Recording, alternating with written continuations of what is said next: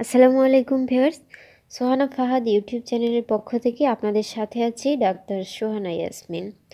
তো আজকে চুলের কিছু স্বাস্থ্য কথা নিয়ে আলোচনা করব, হেয়ার ফল ট্রিটমেন্ট নিয়ে।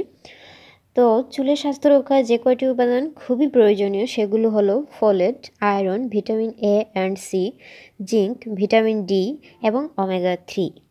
এগুলো দেহে সঠিকভাবে থাকলে চুল থাকে সুস্থ সবল। সুতরাং খাদ্য থেকেও কিন্তু এগুলো সংগ্রহ করা উচিত।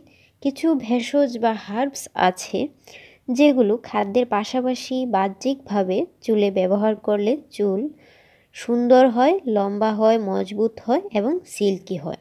কারণ আজকাল অনেকেরই চুল পড়া রোগ দেখা যায়, চুলের টাক পড়া। তো এগুলো থেকে পরিত্রাণের উপায় হিসেবে আজকের এই ভিডিওটি আমরা নিয়ে এসেছি। চলুন আপনাদেরকে এই হার্বসগুলোর সাথে পরিচয় করিয়ে দেই।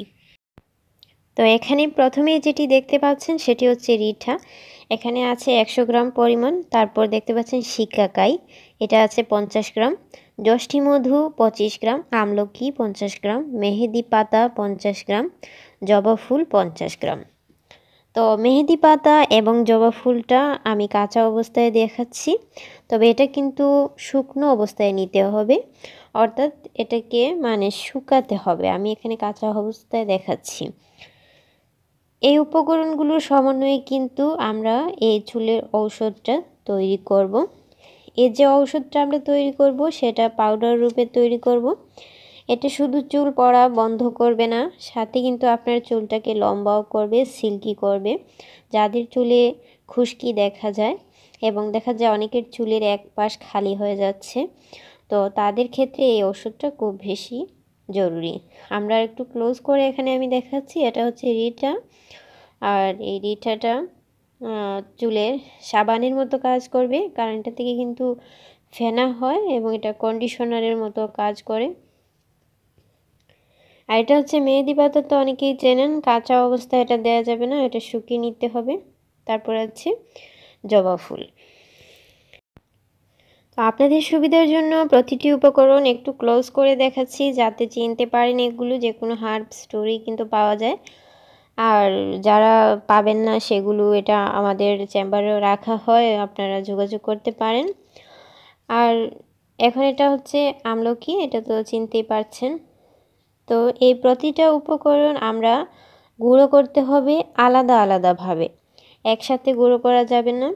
যষ্ঠী মধু আর তারপরে যে মেহেদি পাতা এবং জবা ফুলটা শুকিয়ে কিন্তু একসাথে গুঁড়ো করা যাবে, আর বাকি উপকরণগুলো আলাদা আলাদাভাবে গুঁড়ো করতে হবে। তো এখানে আমি আলাদা আলাদাভাবে গুঁড়ো করে রেখেছি আপনাদেরকে দেখানোর জন্য। প্রথমটা ছিল আমলকির পাউডার, তারপর এটা হচ্ছে রিটা, এটা হচ্ছে মেহেদি পাতা, জবা ফুল এবং যষ্ঠী মধু একসাথে আমি গুঁড়ো করেছি। আর এটা হচ্ছে শিকাকাই, এটা একসাথে না করে আমি এগুলো আলাদাভাবে করেছি।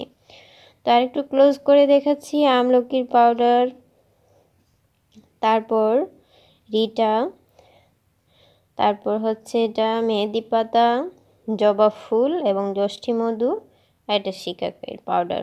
তো এই সবগুলো পাউডার আমরা একসাথে মিক্সড করে নেব। মিক্সড করে নেওয়ার পর আমাদের চুলের এই মেডিসিনটা, হোমমেড মেডিসিনটা রেডি হয়ে যাবে। তো আমি এভাবে মিক্সড করে নিচ্ছি। এই চুলের ওষুধটা কিন্তু প্রয়োগ করার দুইটা ধাপ আছে, তো এটা দুইভাবে আপনারা ব্যবহার করতে পারবেন। প্রথম ধাপটা হলো, এটা গোসলের আগে আপনি 1 চামচ পরিমাণ পাউডার একটু পানি দিয়ে পেস্ট বানিয়ে নিলেন।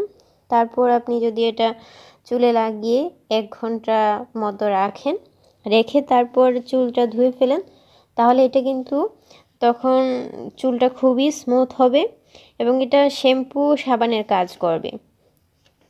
অথবা আপনারা চাইলে আরেক নিয়মে এটা ব্যবহার করতে পারেন। আপনারা যে নারকেল তেলই ইউজ করেন না কেন, সেই নারকেল তেলে এই পাউডারটা 50 গ্রাম পরিমাণ যদি মিক্সড করে রাখেন, 250 মিলি নারকেল তেলের সাথে 50 গ্রাম পরিমাণ পাউডার মিক্সড করে 1 মাসের জন্য এটা ব্যবহার করতে পারবেন, এবং তেলটা 1 মাস কেন আরও 2 মাস পর্যন্ত কিন্তু এটা ভালো থাকবে।